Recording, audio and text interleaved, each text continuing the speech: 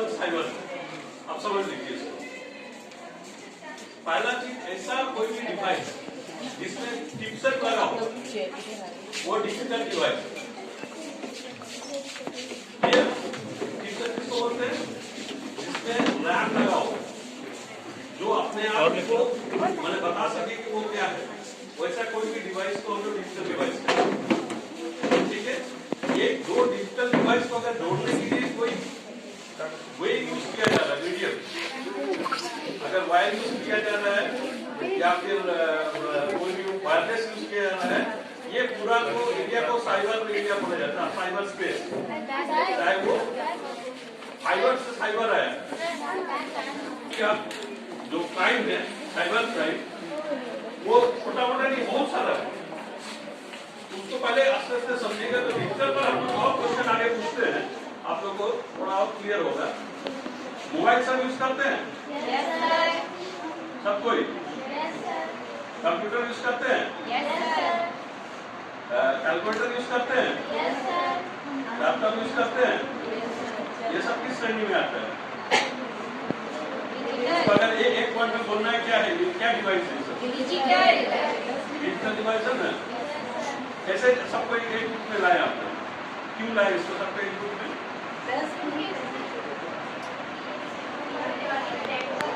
चाहे वो आपका रोम हो, चाहे रैम हो, या जो भी हो। Okay, thank you. चाहे हैं सर, हम लोग आपको भी बुलाना चाहते थे पहले भी, पर ऐसा आपकी व्यवस्था के कारण हम लोग आपको नहीं अप्रोच कर पाए। सर आपका स्वागत है, क्योंकि आपके द्वारा कही गई हर बात जो होगी वो बहुत ही कारगर, वो हमारे लिए बहुत मददगार होगी। स्वागत है हमारे बीच प्रभात खबर के संपादक संजय जी का, उनके टीम में आए थे नकी गुप्ता जी का, और उनके साथ अन्य लोग जो आए हैं उनका भी। हमारे प्रोग्राम ऑफिसर जो एनएसएसपी हैं, उन्होंने भी बहुत शॉर्ट नोटिस में इस कार्यक्रम का आयोजन किया है। और प्यारी छात्राओं, आप सबका स्वागत, क्योंकि आप जो हैं जब कोई बात सुनती हैं, समझती हैं, तो उसको समाज में आगे बढ़ाने का काम करती हैं। अपने ऊपर भी इसको लागू करिए, क्योंकि साइबर अपराध जो है वो धीरे धीरे हमारी जो व्यवस्था है उसको खोखला कर रही है।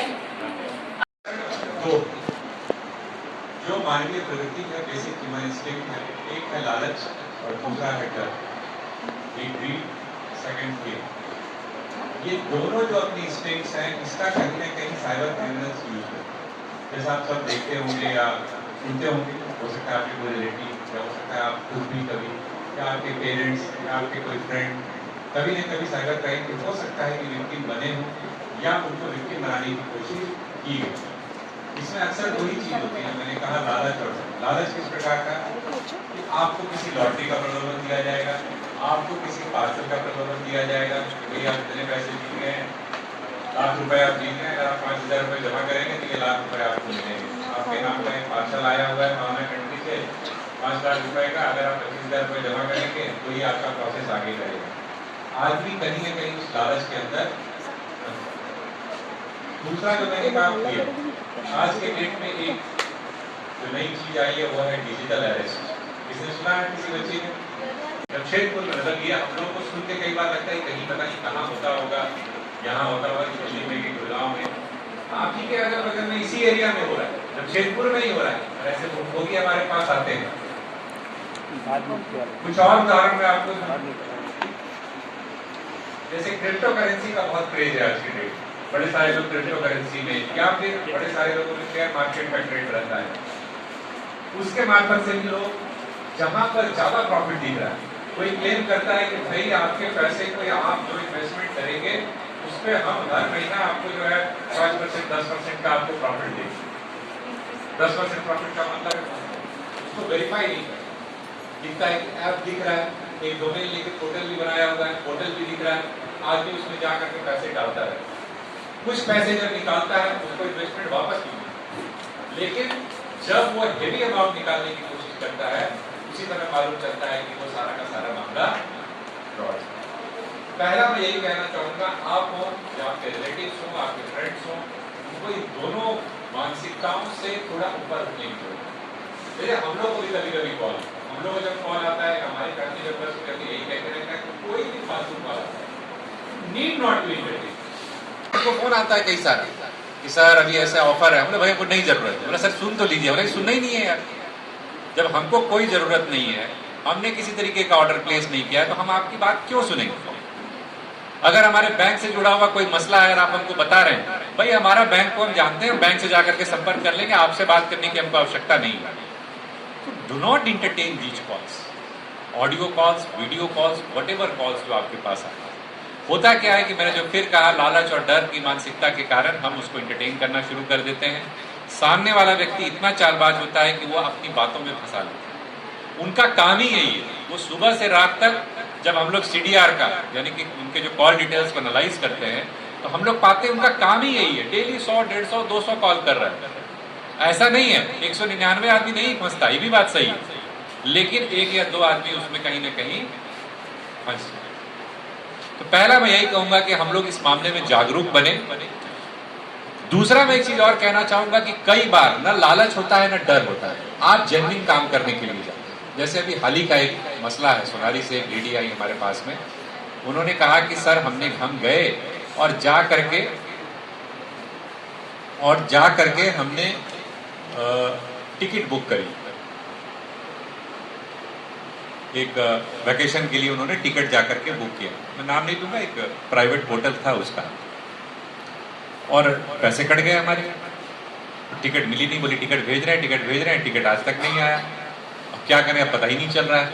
फिर जब हमने औपचारिक तौर पे उस ग्रुप से बात किया जो एक्चुअल ऐप है उसके वाले से, basically make my trip, you must be knowing, तो मेक माई ट्रिप में जब हमने बात किया, बोला नहीं आपका तो ऐसा कोई बुकिंग ही नहीं है, आपने कुछ किया ही नहीं है ऐसा। अब वो लेडी परेशान है।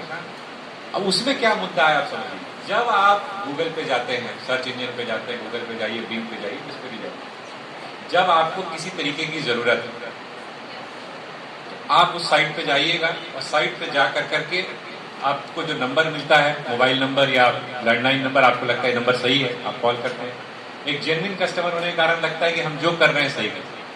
आप उसमें ध्यान रखिएगा कि उसमें जो शुरुआत में आप देखिएगा, जब भी आप गूगल खोलते होंगे तो स्पॉन्सर्ड करके 2-3 आते हैं। ध्यान दिया आप लोगों ने? कितने लोगों ने ध्यान दिया? 4-5 लोगों ने ध्यान दिया, तो बाकी लोग भी ध्यान दीजिएगा। उसमें स्पॉन्सर्ड ज्यादा आता है।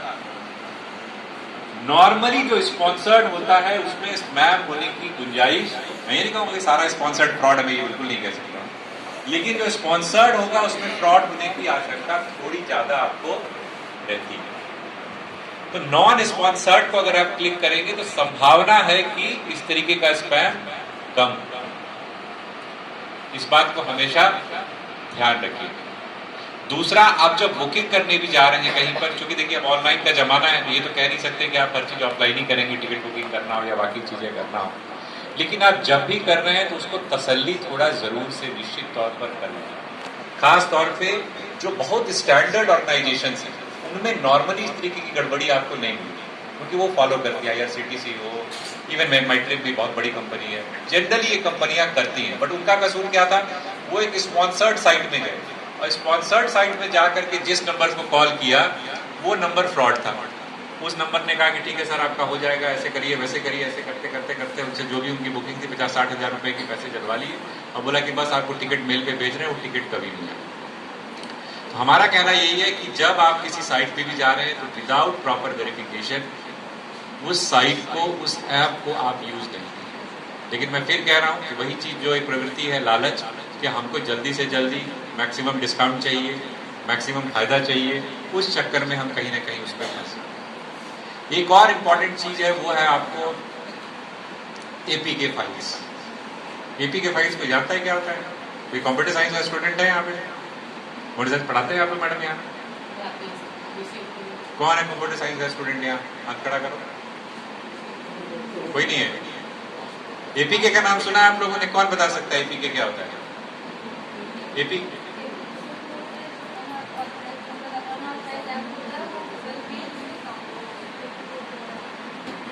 APK फाइल्स अगर आप देखेंगे तो बहुत सारे आपके पास लिंक्स आते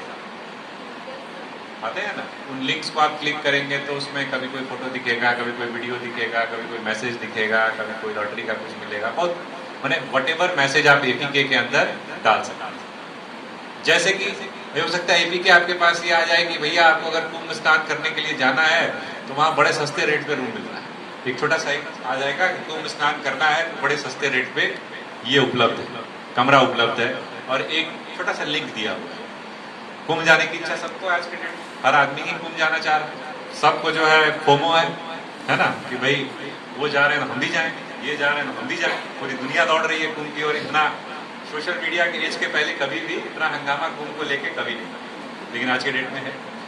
तो अगर आपके पास ऐसा मैसेज आता है कि भाई एक सस्ते रेट पे बढ़िया कमरा मिल रहा है, तो आप उस लिंक को क्लिक करने के लिए कहीं ना कहीं मजबूर हैं। या फिर शेयर ट्रेडिंग में कोई अच्छा ऑफर कर रहा है कि भैया आप करिए, आपको 15% का हम गारंटी देते हैं, तो आदमी सोचता है कि एक बार क्लिक तो कर ही दें, उसको देख लेते हैं क्या है, ऐसा तो नहीं कि पैसा लगा ही दे रहे हैं।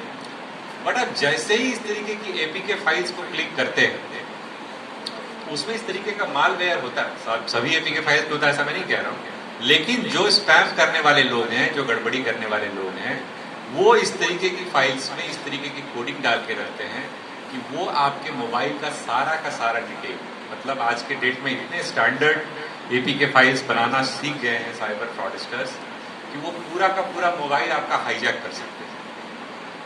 मतलब मोबाइल आपके पास है बट उसका कैमरा वो वहां से बैठ के ऑपरेट कर सकता है, आपके मोबाइल के पूरे मैसेजेस को पढ़ सकता है, आपके मोबाइल के पूरे कॉल्स को वो डिटेक्ट कर सकता है। सुन के बड़ा अजीब लगता है, लेकिन this is reality of it. अभी हाल ही में जामताड़ा में एक इस तरीके का पूरा साइबर गैंग जो है बस्ट हुआ था, जिसमें कि यही मामला सामने आया कि एक पूरा ग्रुप चल रहा था जो इसी प्रकार की एपीके फाइल्स लोगों को भेजता था, और जिसने क्लिक किया और जो फिर उनके झांसे में आ गया, उनके पैसे को उसी तरीके से फिर साइफन ऑफ कर लिया गया, निचोड़ लिया गया।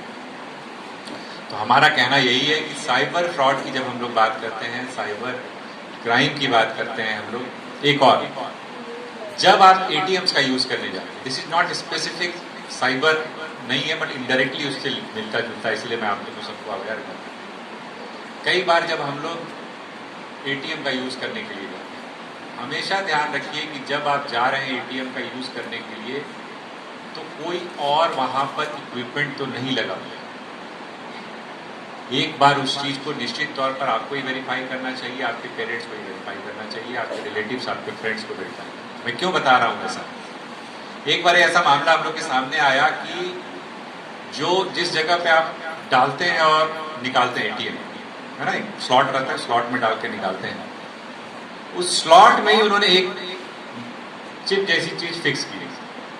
आप जैसे ही उसमें डाल करके आपने निकाला तो एटीएम मशीन में तो गया ही वो डिटेल, बट जो आपके मैग्नेटिक टेप में जो भी रीडिंग्स हैं वो सारा का सारा उस चिप में भी अपलोड होता है।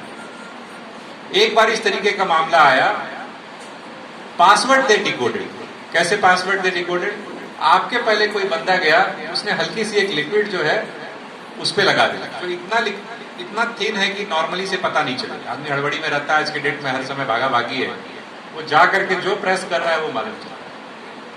कहने का मतलब ये है कि जब आप एटीएम्स पे भी जाते हैं, you have to be aware. ऐसा नहीं है कि हर आदमी शिकार हो रहा है, लेकिन अगर आप थोड़ा अवेयर रहे, थोड़ा अलर्ट रहे, तो इसमें बचाव। अब ये तो रहा बचाव। अब इसके बाद ये आता है कि सब चीज करने के बाद भी हो सकता है कि आपके साथ गड़बड़ी हो ही जाए। जैसे फिर उदाहरण देता हूं, क्योंकि डे टू डे बेसिस पे हम लोगों को इस तरीके के मामले मिलते हैं, इसलिए मैं उदाहरण आपको कई सारे दे रहा हूं। अभी एक यहाँ के बिजनेसमैन है, अच्छे बड़े बिजनेसमैन है, इन्होंने क्या किया कि जिंदल के साथ, जिंदल वाले कुछ ऑक्शन कर रहे थे बॉम्बे में, इनको कुछ परचेजेस करना था, उस ऑप्शन से लेना था, तो इन्होंने ऑनलाइन ऑप्शन वगैरह किया, इनका लग गया, इनको उन्होंने जो भी रेट लगाया उस रेट पे उनकी डील हो गई। उधर से मेल आता रहा, ये रिप्लाई करते रहे, फाइनली उन्होंने कहा कि आप पेमेंट करिए तो हम डिलीवरी करेंगे आपके यहाँ। इन्होंने पेमेंट कर दिया, लगभग 36 लाख की पेमेंट थी, इन्होंने कर दिया, पैसे दे दिए। उसके बाद माल आ ही नहीं रहा, 3 दिन 4 दिन 5 दिन 1 हफ्ता वेट किया, कोई जवाब नहीं। फिर मेल कर रहे हैं, मेल का भी कोई जवाब नहीं। फिर उन्होंने जिंदल वाले से कोऑर्डिनेट किया भाई मुंबई में, तो उन्होंने कहा कि भाई आपका तो कोई टेंडर ओके ही नहीं, आपका तो ओके ही नहीं हुआ है, आपने तो कोई पैसे नहीं दिए हैं हम लोगों को। बुला रहे भाई, हम तो मेल करते हैं, पूरा मेल उठा के उनको भेज दिया।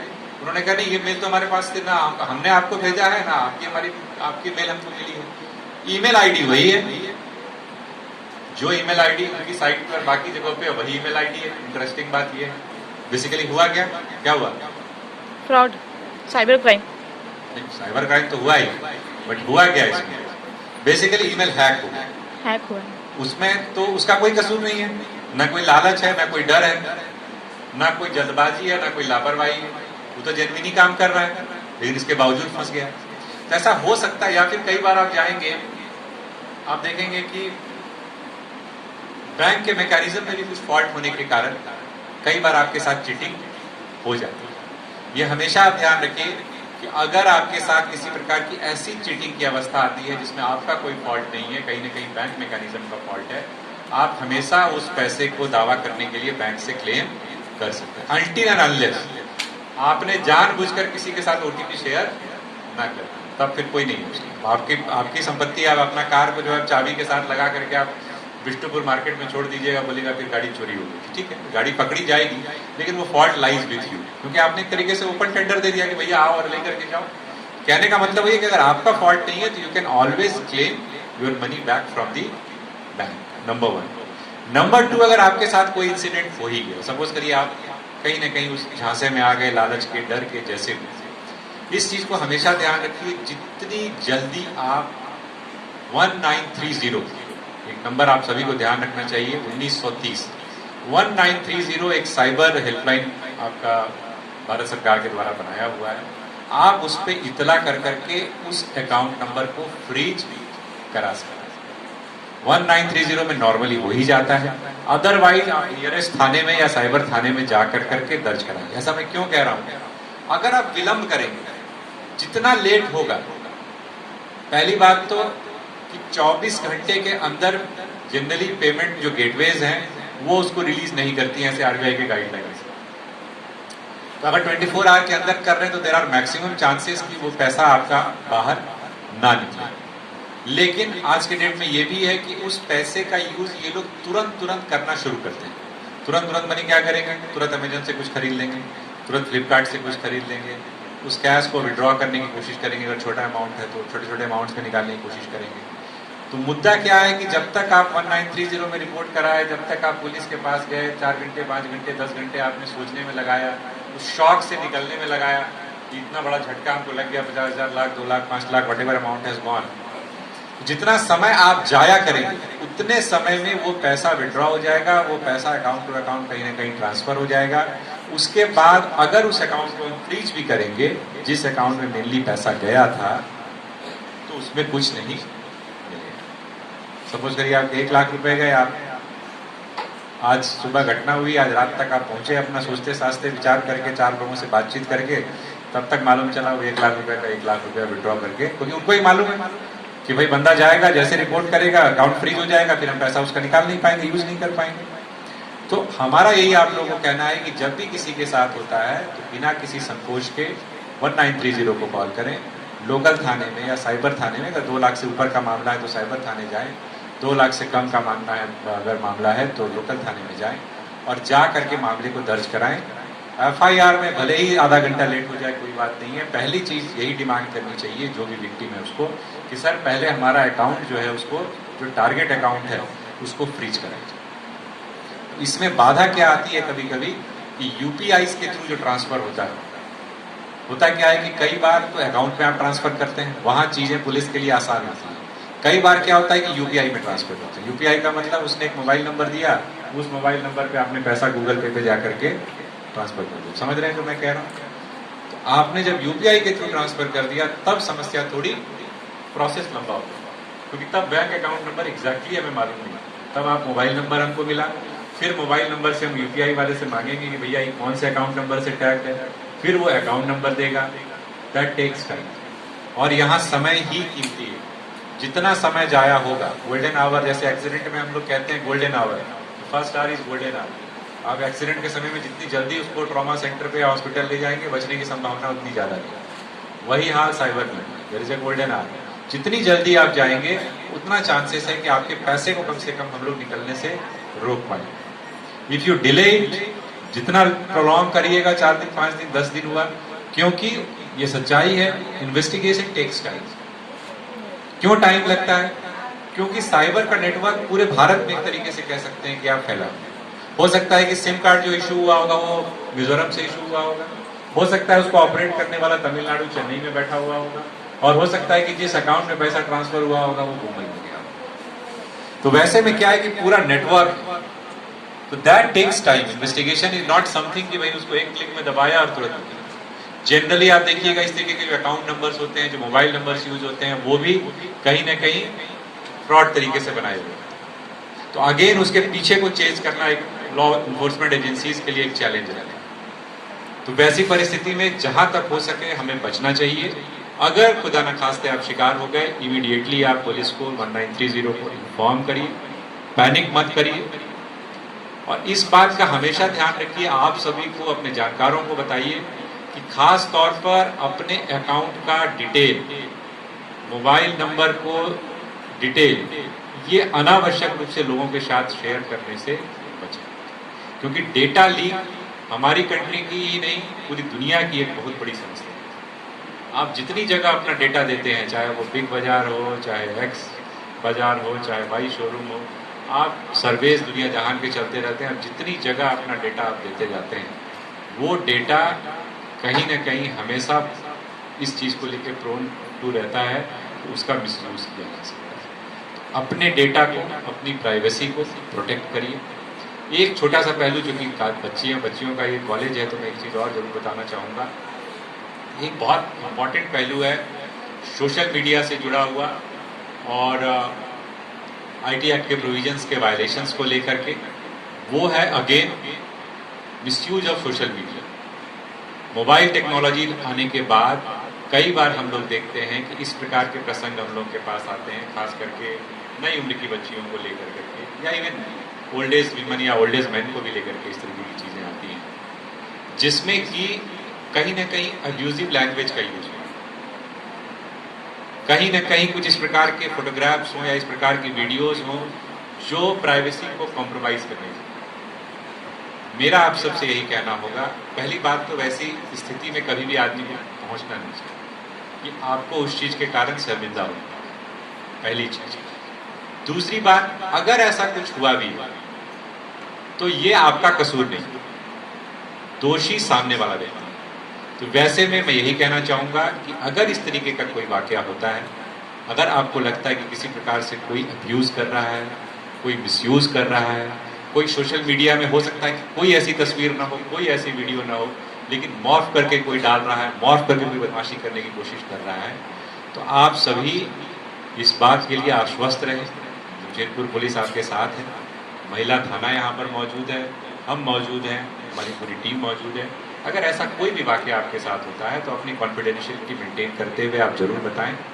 जो भी व्यक्ति इसके पीछे होगा हम लोग उसके विरुद्ध कार्रवाई करेंगे। चूंकि मैं इसलिए ये बात कह रहा हूँ, इसमें 99% लोगों के साथ ऐसा कोई वाकया नहीं होता, लेकिन जो 1% कभी कभी इस तरीके के मामले आते हैं, क्योंकि रेगुलर बेसिस पे हम लोग के पास आते हैं, तो कई बार शर्म के कारण, कई बार झिझक के कारण, कई बार डर के कारण सामने बच्चियाँ या लड़कियाँ नहीं आती। तो मैं यही कहना चाहूँगा, अगर ऐसा कोई मामला आता है आप ज़रूर बताएं, हम उसको 100% कॉन्फिडेंशियल रखते हुए जो भी उसमें दोषी है, जो एक्यूज है, उसके खिलाफ कार्रवाई करें। बहुत समय नहीं लूँगा, काफ़ी कम टाइम मैंने आप लोगों का लिया।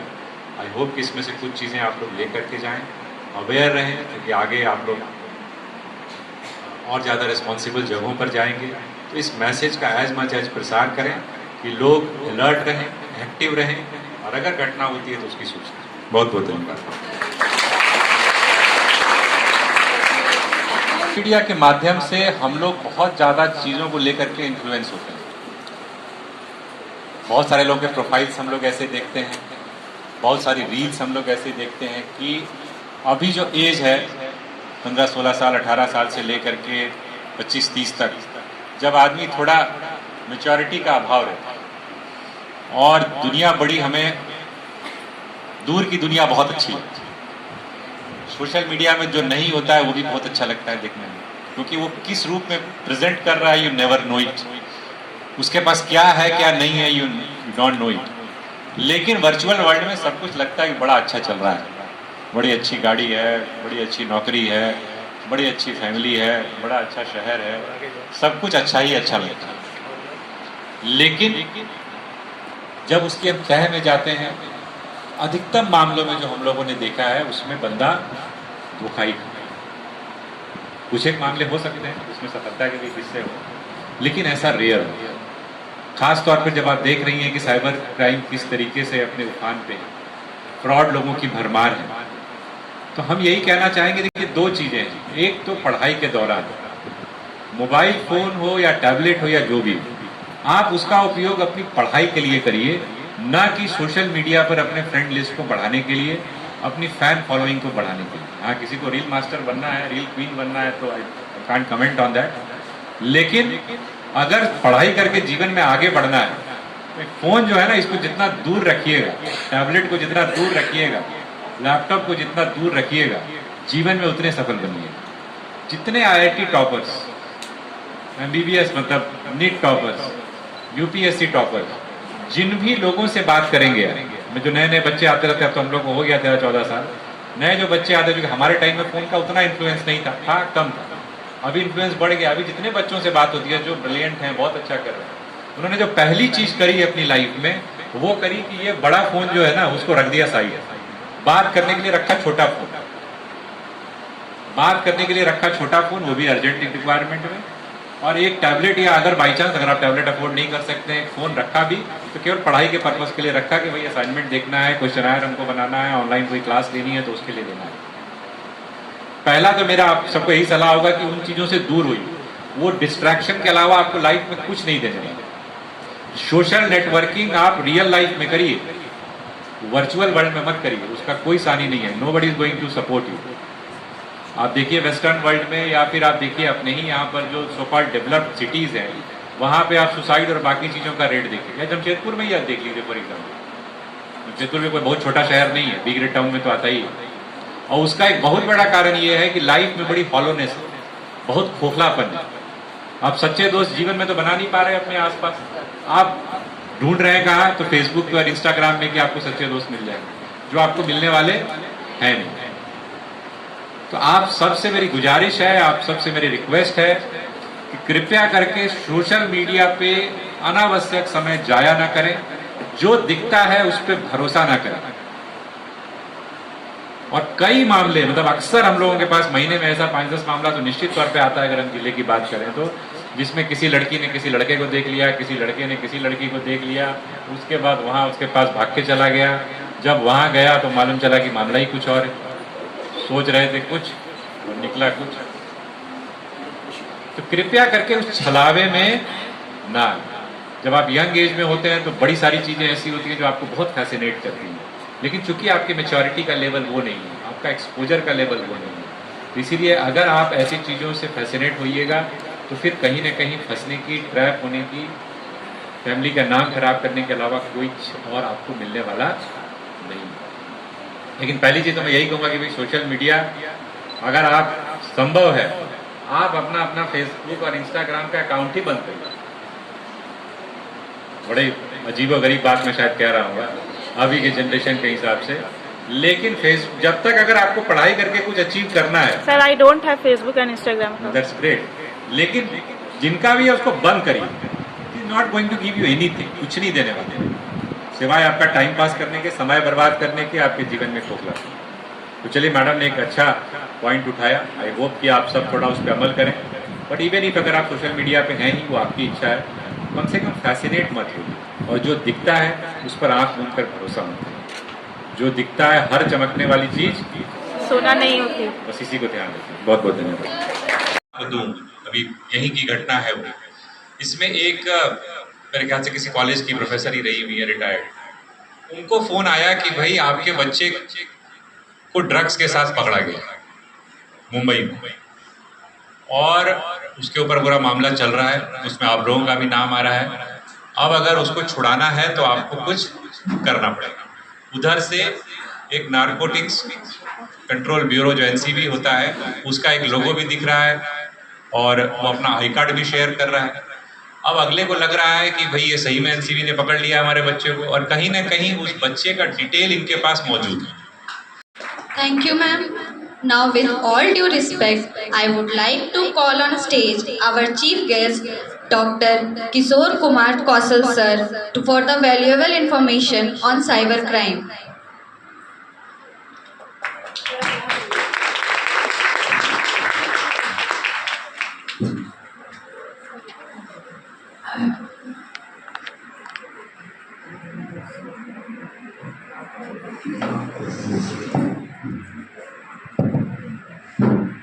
ग्रेजुएट विमेंस कॉलेज में उपस्थित संजय मिश्रा जी, संपादक प्रभात खबर, प्रिंसिपल मैडम, यहाँ उपस्थित सभी faculty members, dear students, cyber crime एक ऐसा फील्ड है जो आज के डेट में किसी न किसी रूप में हम सभी को प्रभावित कर रहा है।